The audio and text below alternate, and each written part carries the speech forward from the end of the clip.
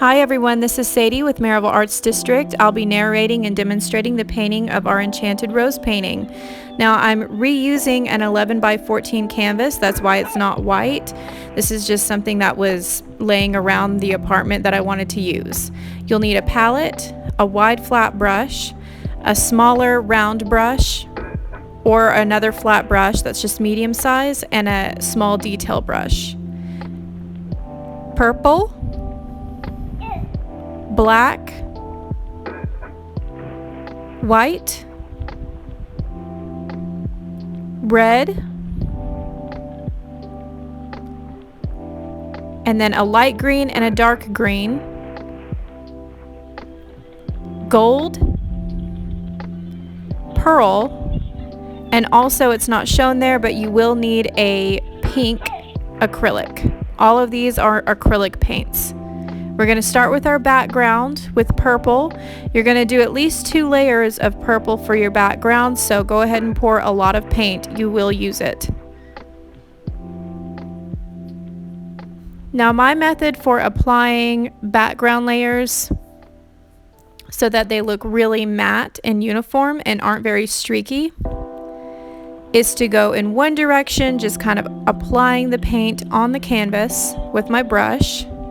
And I'm using my biggest flat brush for this. And then as it dries, I'm going to sort of change direction of the paint with the brush. The friction of moving the paint around seems to help it dry faster. You'll also notice little shiny streaks and grooves.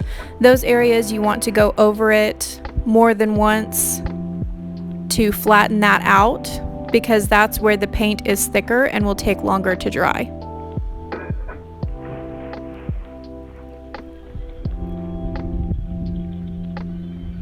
So this is just kind of the application phase. That first coat is just trying to get an even coat of your background color on the canvas. It doesn't have to be perfect.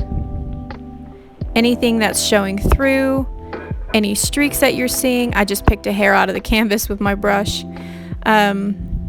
You can fix all of that with the second coat. You can still kind of see some of the dark that was there on the canvas. There I'm fanning it to help it dry faster. I'm just taking the edges of the canvas with both of my hands and fanning it. But you can also see there how I've got some of the dark showing through. Once most of it is not shiny anymore, you can go ahead and do your second coat going in the opposite direction. And again, most of it is not shiny anymore. I'm not going to worry about the couple little patches there that are still not completely dry, because as I go over it with my brush, it'll help it dry a bit more. And now I'm using both sides of my brush, going back and forth, back and forth.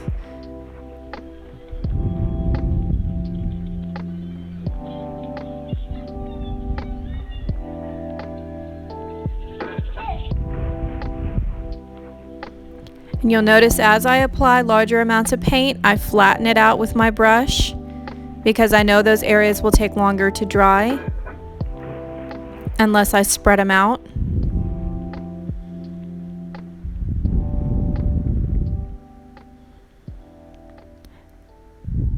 And by now I've done about, at least 2 rounds of paint on my palette.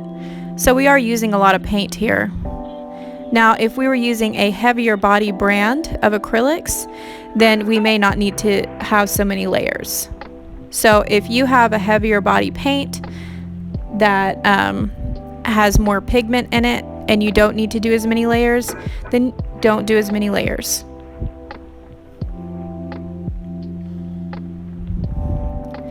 That's kind of one of the main things about buying cheaper paint is you have to ask yourself if it really is cheaper paint if you have to use so much more of it.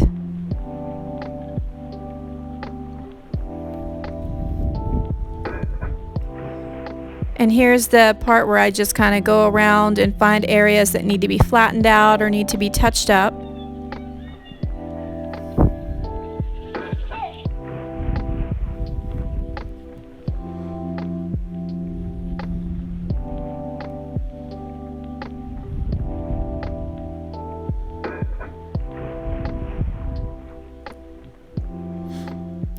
See, from here, there is no more paint left in my brush. I'm just using the brush to help the paint dry. And there's my pink acrylic. So that's a heavier body acrylic. You don't have to use a heavy body acrylic for the pink if you don't have one, but you don't need very much pink at all. So here you can see my canvas is no longer shiny. The purple is completely dry. I'm just grabbing a little tiny bit of that pink at a time with the corner of my brush and applying it in a patting motion in the center. This is going to be our glow around our rose. Now at first, whenever you're doing this, it's going to be really patchy, but we're going to let it dry and then add more pigment whenever it's drying. And you'll see me do a couple rounds of this. This is probably the most advanced technique of this entire painting. It is sort of difficult to accomplish. You have to play with it a little bit. The main thing is that you do not start this step of this dry brushing technique until the purple background is 100% dry. If you have wet patches while you're starting this process, then you will peel up some of your purple paint while you're moving your brush. So you can see I'm applying my paint to the center and then just moving it around and letting it dry out around the edges. You don't realize that there is a lot of paint still left in your brush.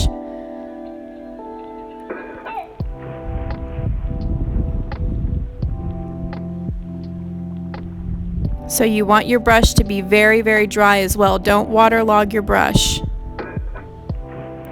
A lot of times with acrylics, I don't even use water at all between colors. I use up all the paint in the brush and then I'll wipe it off dry on a paper towel or a normal towel or an apron to get the remaining paint out. And this is because acrylics are meant to be water soluble so that they will wash out of clothes and fabrics easier.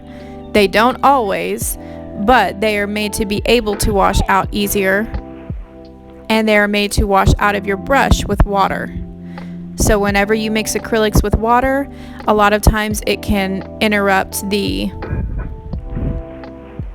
I guess if we're being scientific, the molecular construct of the actual paint. It will actually deconstruct the pigment from the medium,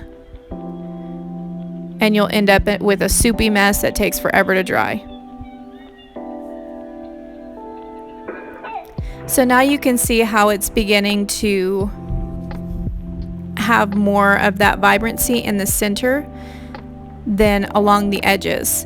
And dipping just one corner in the brush helps you to spread that paint out in a glow-like pattern. During the personal class when we did this with our Tipsy Tea Party event, I got a lot of people asking me what shape this should be done in. And my response was, what you're doing here is not particularly an actual concrete shape. It's literally more like a fuzzy blob. You're not trying to make an actual shape here. This is a glow that is behind your enchanted rose. Now you may want to use like an older flat brush for this too, because you're kind of aggressively applying the paint into the canvas. And you can see where it's still wet, it's shiny. And it's going to stay shiny like that because of the light that we have on it, but you'll see in the end that it comes together and doesn't look as shiny whenever we take our photo.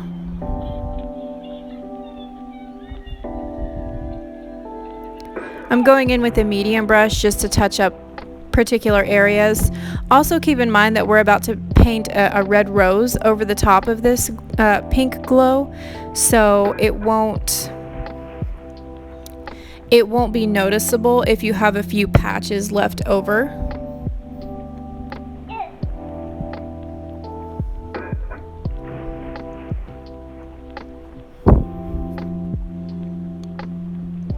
You can see I'm gathering up more of the pink acrylic and just dabbing it in areas where I want the color to be brighter.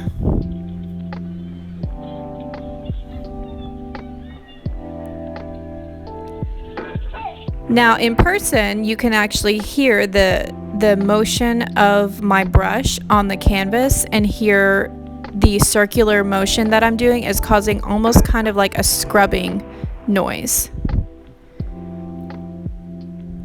You don't want to scrub too hard, or else you might peel up, you know, the drying pink paint. But along the edges, as you're getting into the faded area, you are really applying that really hard. Whenever your brush starts to run out of paint, that's when you want to start applying it to the edges of your glow, because that's where it will appear fuzzy. This is something that I do in a lot of my paintings, and it's hard to teach because it's one of those things that you really just have to practice at. But I was really surprised and impressed with the personal class that we did with Tipsy Tea Party. A lot of people pulled it off quite well.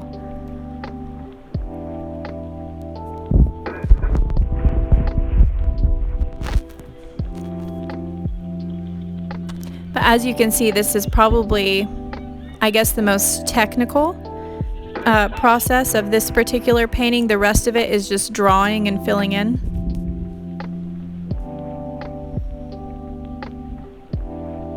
See, you can see I'm kind of scrubbing there along the edges. In the middle, I'm doing a patting motion. Along the edges, I'm doing a scrubbing motion. See, I'm going pat, pat, pat because I want the color to lay on top of the canvas. And then as my brush runs out of paint along the edges to give it the glowing effect, I'm scrubbing. See, there are the scrubs.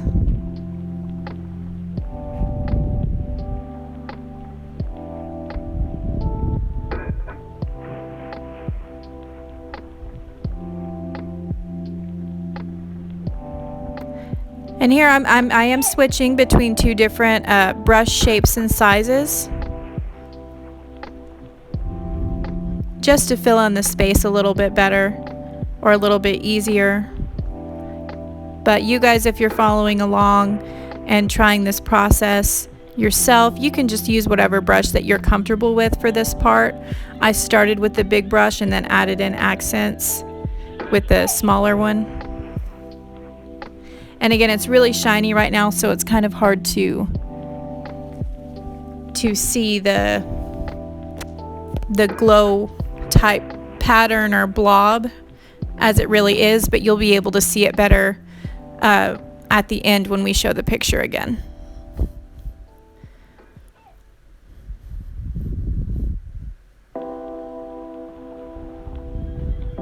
I'm getting out my black so we can start drawing our rose. Now I'm going to kind of narrate this, letting you know when we're drawing a new shape, because the shapes that we're drawing are not ones that are easy to describe.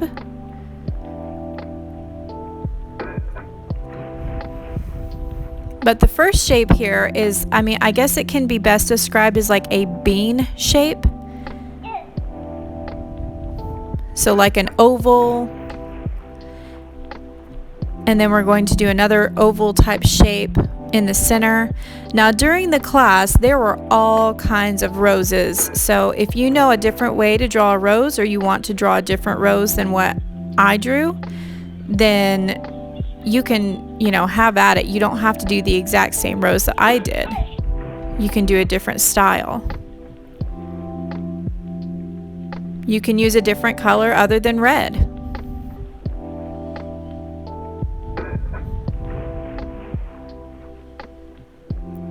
Here is our third shape here starting. The main thing to keep in mind whenever you're drawing a rose is that the way a rose grows is from the center you have a bud, and then the rest of the petals wrap around it. So I always start with the center and then make the other shapes wrap around that center shape. So now we have almost kind of like a half heart type shape that wraps around that bean shape. And there I've made our bud. So we have 4 full shapes or sections. And now I'm adding shapes that wrap around what we've done. Also, something else to keep in mind whenever you're doing roses is that they're irregular. They have organic flow. So if it's not perfect, if it's not pristine, it may be the better for it. There's our 5th shape, which is another bud type shape. I'm extending that line down so that I can make a bigger petal that's kind of flared out.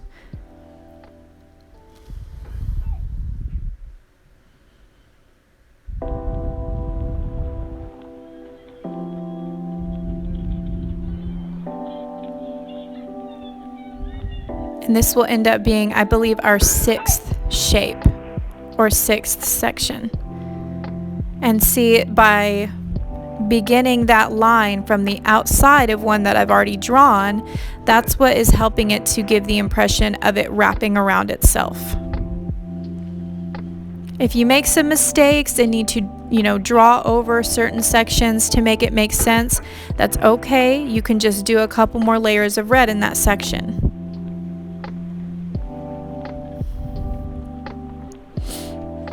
And here I'm doing the bottom of the bud. And see, now it looks like we have a petal that is overlapping itself.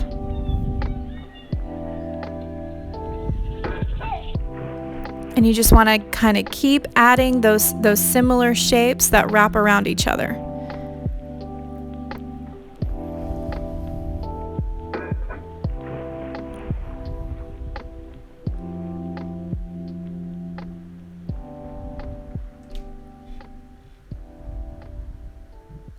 Here I'm kind of mirroring the same process that I did on the other side, but keep in mind you don't want it to be exactly the same on each side, because again, this is an organic subject. So the more irregular it looks, or even the more asymmetrical it looks, sometimes can be better.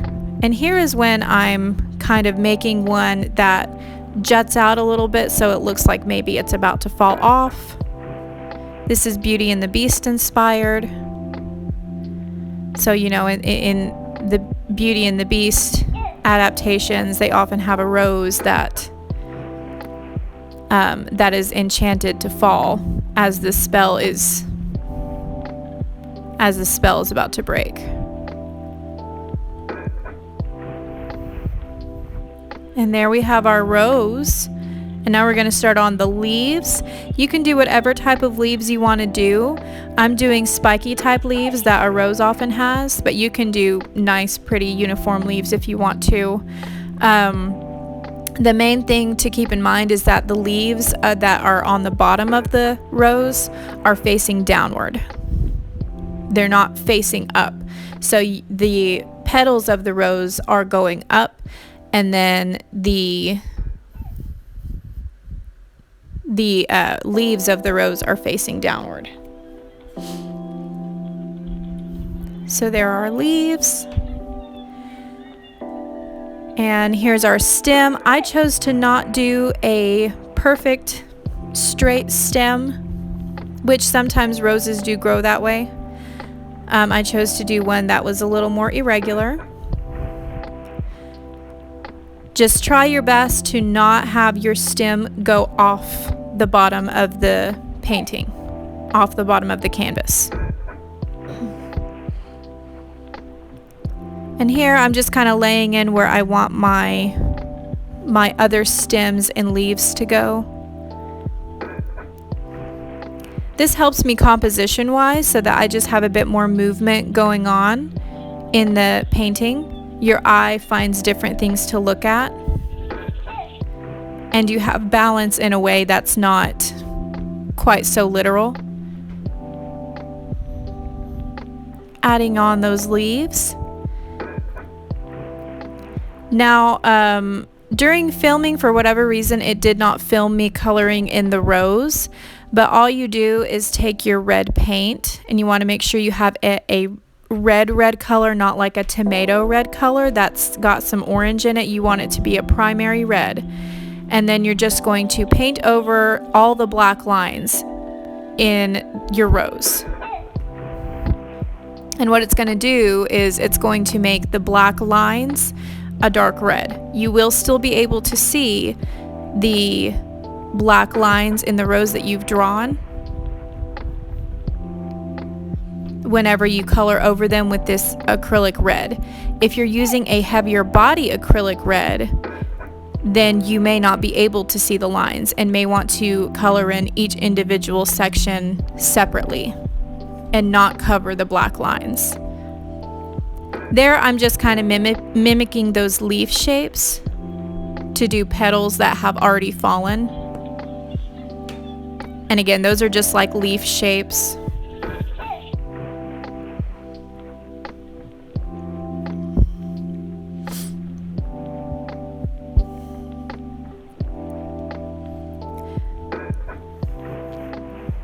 But you're not going to color those in green, you're going to color those in red because those are petals that have fallen from the rose. There they are.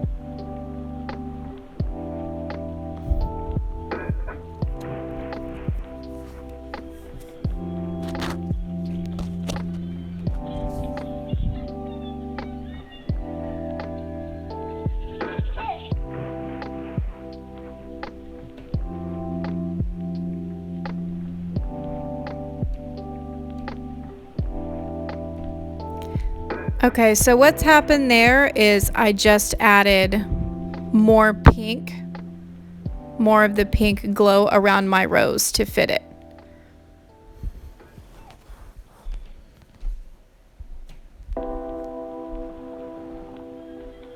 And here's where it's going to jump to where I've already colored in the rose over the black lines. And you'll do about 2 layers that way.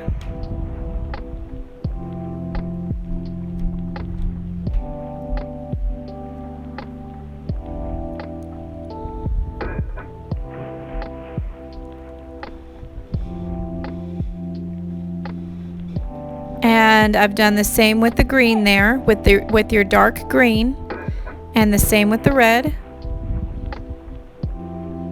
And now I'm going in with black and redoing some of those lines. Not all of them, just some of them.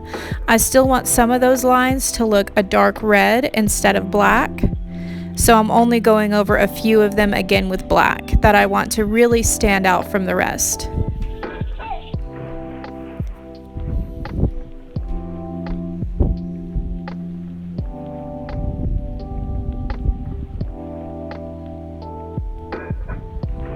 See, I'm kind of applying that black in areas where maybe there's more shadow. I'm also adding in little detail lines with the black as well, just thin detail streaks so that it looks like the petals have like little wrinkles.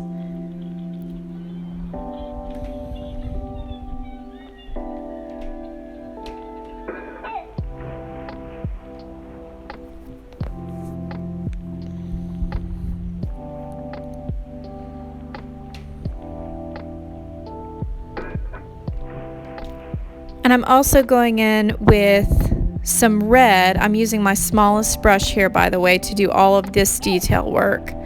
I'm going in with another layer of red. The more layers of this red you put on top of each other, the brighter the red will be. It'll really kind of be dull at first, and then it'll get duller as it dries. So then you do more layers on top of that in places that you want to highlight and make the color more vibrant. And that's what I'm doing here with my small brush and my red, which that's just kind of the way that acrylics kind of function. As they dry and evaporate, they tend to lose a lot of pigment, with the exception of many heavy body acrylics that are more pigmented.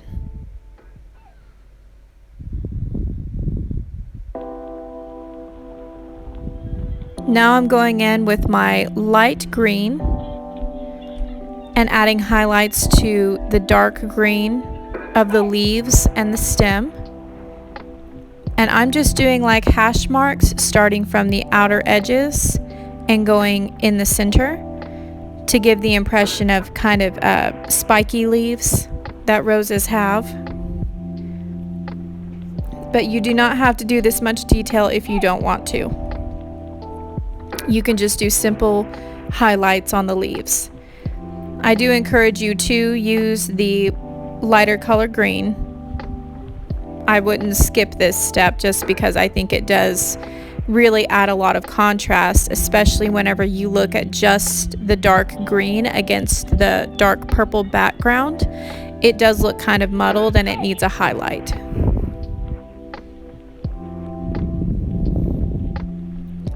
Again, just using the smallest brush for all of this.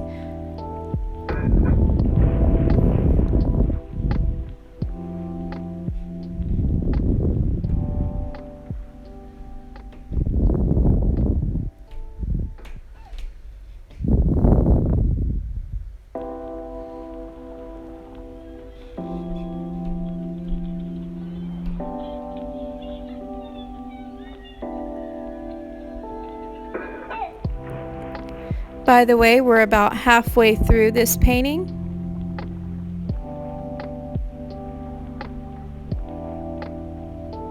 I believe I'm about to start on the highlights of the stem or another leaf, whatever.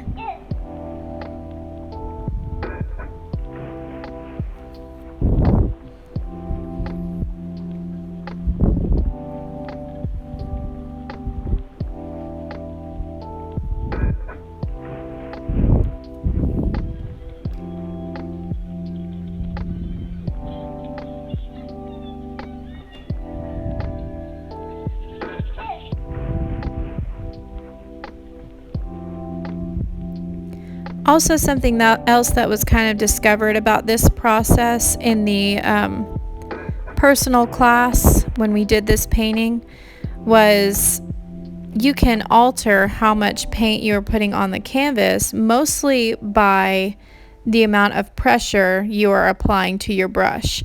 So if you want really vibrant color, really thick lines, or just very, very bright lines, then you want to apply more pressure with your brush. And if you're wanting to do lighter, more delicate lines or streaks, then you want to barely be touching the canvas at all.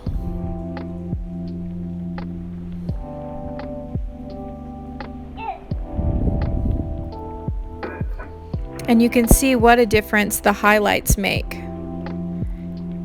And this is also a good example of how you don't need to use white as a highlight for everything. You can just use a lighter version of that color. And I think it comes across much more interesting and dynamic whenever you do that as well. There I'm just touching up some messy parts with the pink.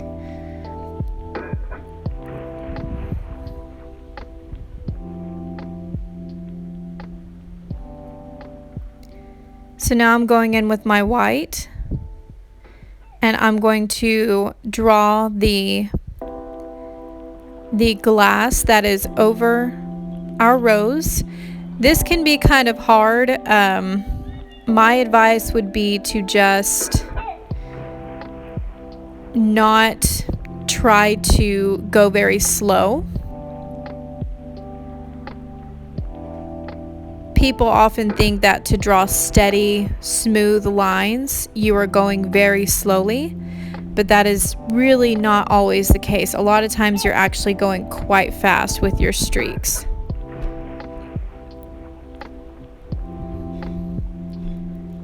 And mine is hardly perfect starting out. I have to touch it up a lot in this, which is probably better for the demonstration in case it's something that you guys have to do.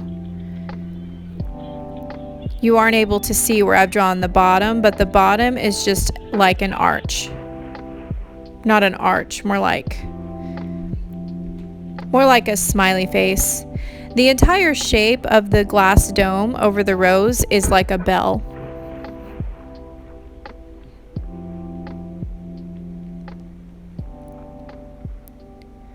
You can see at this point I'm not trying to be too perfect with it. We have some uneven lines. Right now I'm just kind of mapping it out and trying to get everything in the right place first, and then I can drive myself crazy trying to perfect everything in a few minutes.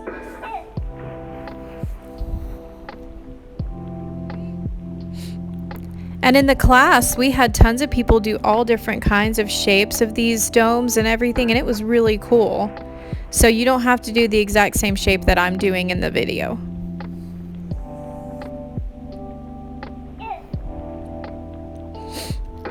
I always love seeing all the different interpretations and the different styles that people do in the classes. So if you guys follow along with this, we would love to see what you came up with and love to see your interpretation, especially if you're following us on Facebook or Instagram as the other big one. Then we would love to see your pictures of these and see how they turn out. And here's the part where I'm going to drive myself crazy trying to make it perfect. Thickening up some of the lines around the edges where maybe the glass is thicker, and leaving some lines to be thinner.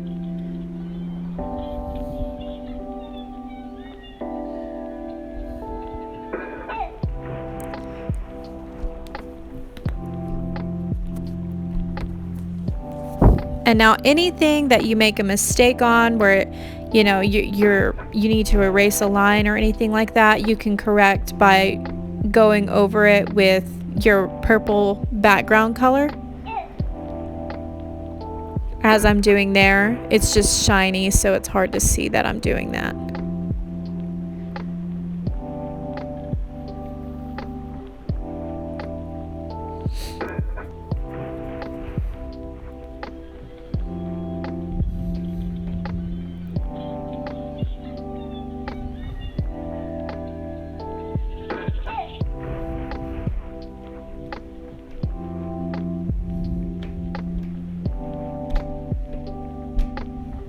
Thickening that bottom line there.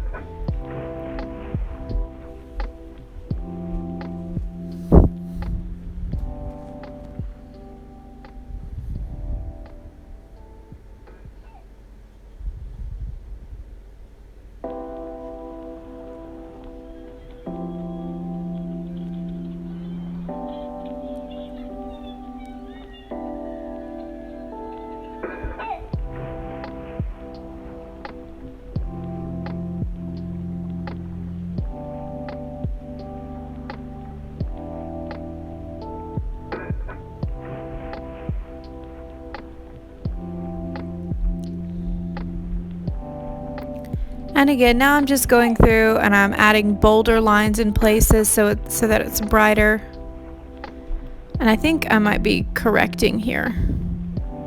Might be trying to make it more even because it's a little lopsided. Yeah.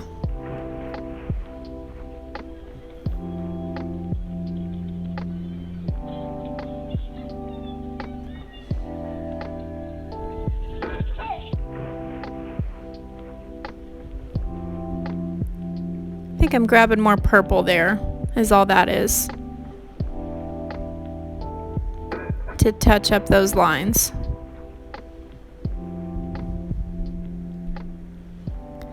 And also keep in mind, guys, that all of these little flaws that you'll drive yourself nuts over will hardly be noticeable whenever all of these elements pull together for the final product.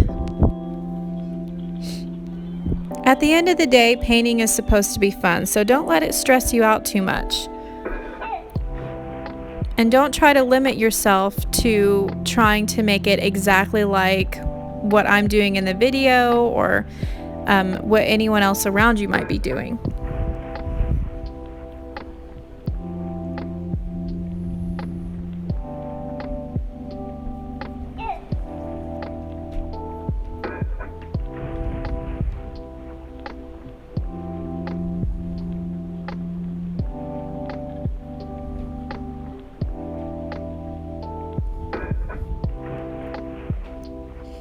There I go with the purple again. And you guys probably are not even going to be correcting as much as I am because I'm picky.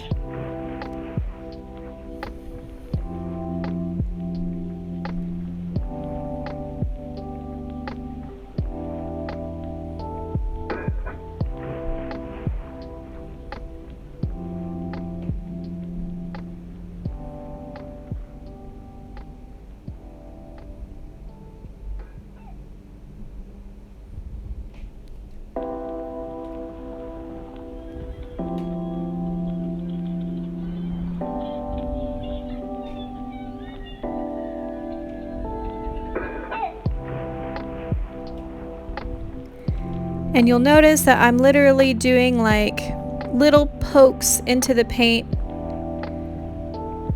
Here I'm doing my topper, which is going to be just kind of like 3 ovals stacked on top of each other. A big oval and then a smaller one and then a smaller one than that.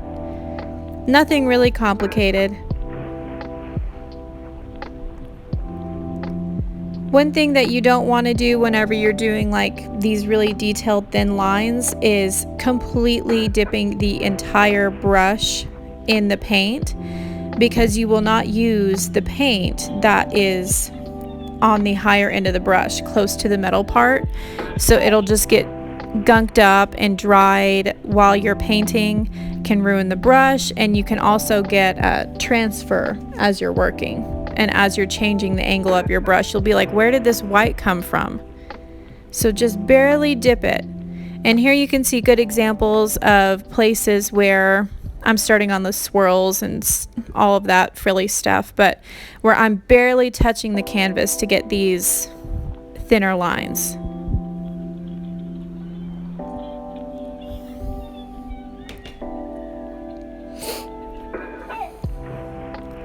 I'm just adding these kind of sparkly, swirly streaks here to give it that whimsical feel.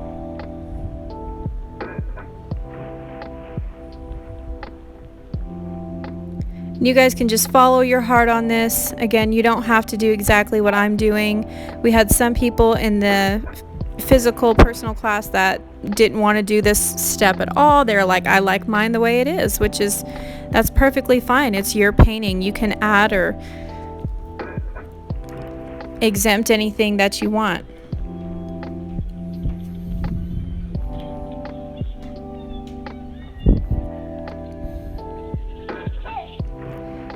Some of these streaks are like highlights on the glass.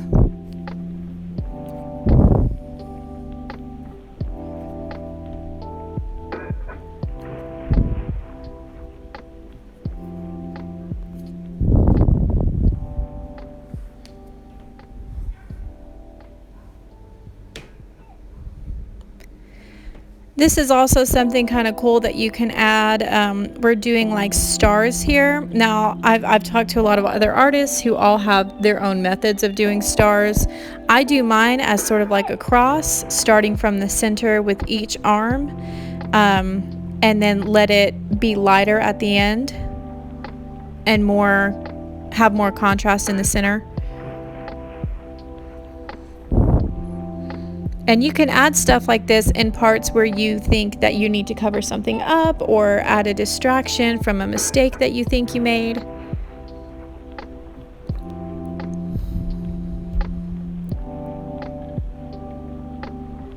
Now we're adding gold, which are going to be little accents around our stars and our rose, and then also highlights on our rose. Here I'm doing highlights on the actual glass. You guys can go wild with this. All the sparkly and metallic stuff, that's normally just there for decoration in our paintings. And we, you know, again, in our personal classes, we let people just do whatever they want with this stuff. Sometimes people want different colors of, you know, the sparkle or the metallic paint. Which, if you want to learn more about different brands and types of sparkle and metallic paint, then we have a video as part of our Compare and Create series that talks about that in depth.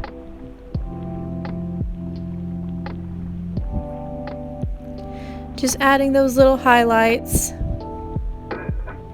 to make it look really fancy and enchanted. And then the ones that are laying on the ground, I left them without the gold highlights so that they would look like they'd lost their magic. Those little things, and you know, that's where you can really kind of be creative with it. And we like to see other people's interpretations of stuff.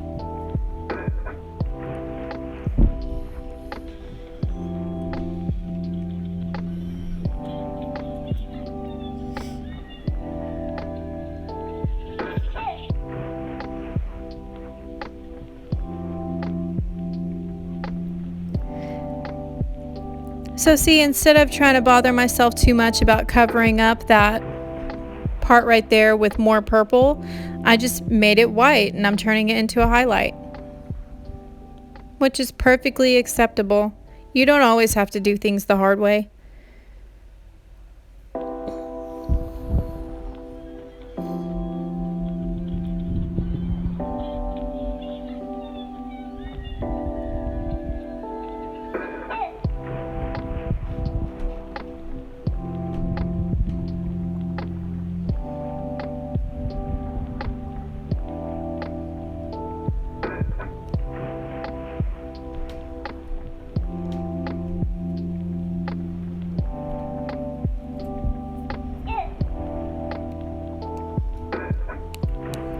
And from here, mostly what we're adding is little details. So here I'm adding what looks like maybe it's sitting on a table in the background or something. This just adds a little bit of perspective.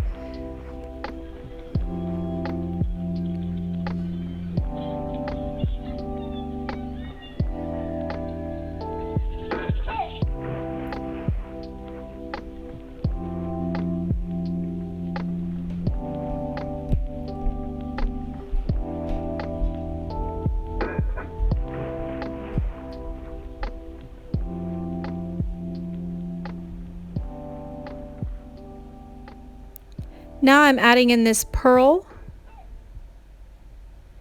Make sure you don't get your white and your pearl confused. Pearl is just a shiny metallic white. And I'm adding that into the areas where I want it to be a bit more reflective.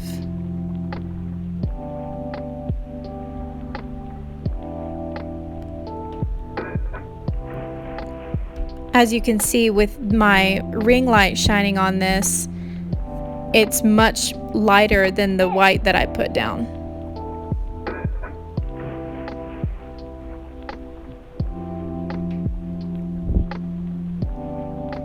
Comparing the two without the light, they don't look very different from one another, but whenever you shine it in light, you can really tell a difference in the pearl.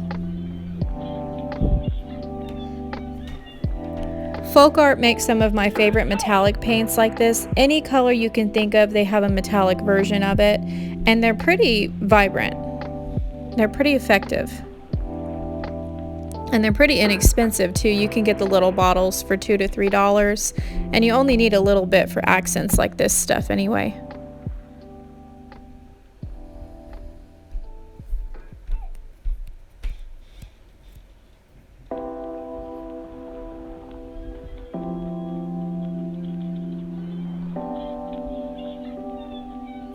Adding it to our little ornate topper,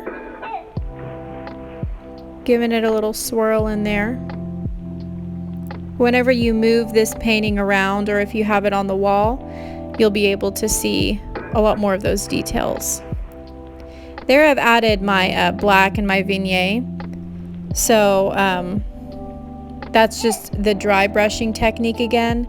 You're going to do in the corners exactly what you did with the pink in the center. Except your color is going to be more vibrant in the corners and then fade out into the purple. I used my biggest brush for that. And here I'm correcting and putting more purple on it and stuff. You will get to see the brush technique.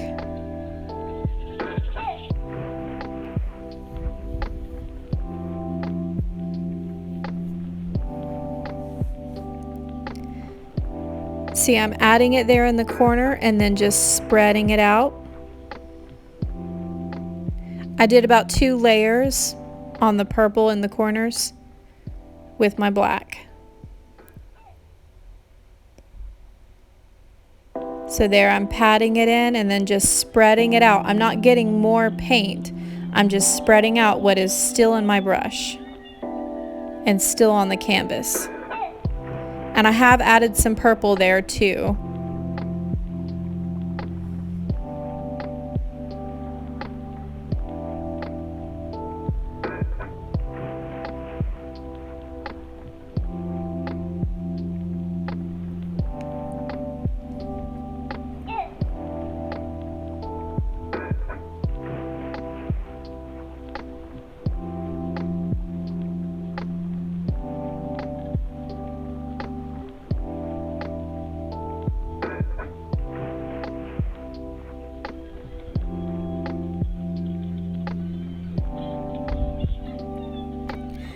As you guys are watching this technique and just seeing kind of the more examples of it, see, I'm tilting my brush.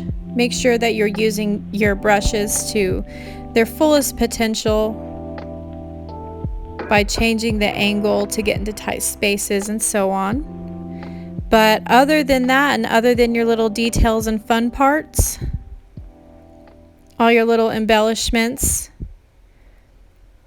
this is pretty much it. This is pretty much the last step. So I'll go ahead and take this opportunity to thank everyone so much for watching this video. I hope you learned something. I hope you enjoyed it. The next ones posted will be Tinkerbell and Cheshire Cat themed. And we will be redoing one of the Cheshire Cat themes that we did last year, because there were a lot of people that wanted to do that one that didn't know about us at that time and have been asking to redo it. So we're going to make it into a video.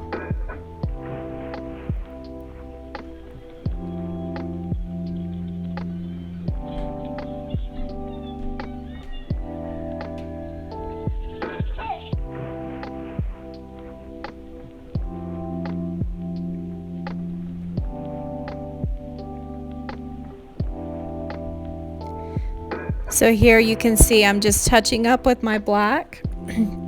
I'm going in and I'm adding more contrast in certain areas that I just want to stand out more.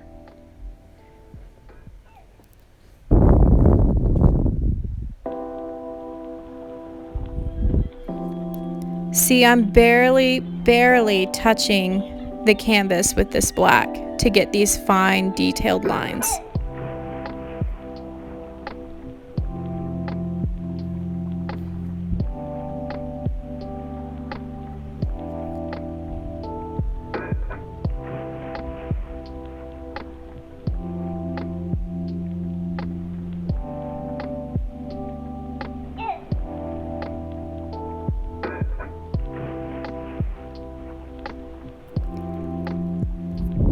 But other than this, I mean, this is usually the part where people are kind of branching off and doing their own thing, adding their own details and embellishments. So just have fun with it. Make it as fun and whimsical as you want to.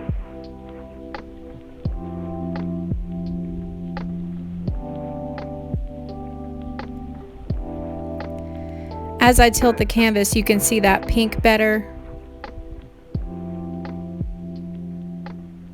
But again, thank you so much for joining us.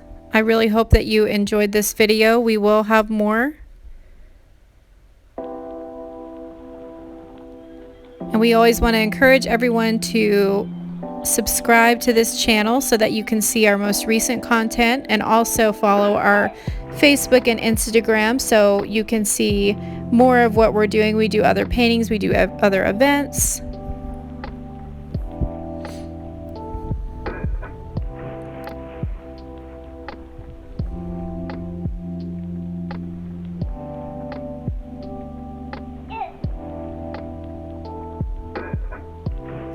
I'm just adding little sloppy swirlies with the gold and little dots.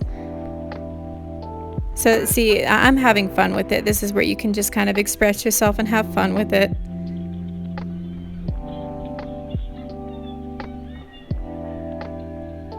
Ooh, and see how much more vibrant it is whenever I change the light.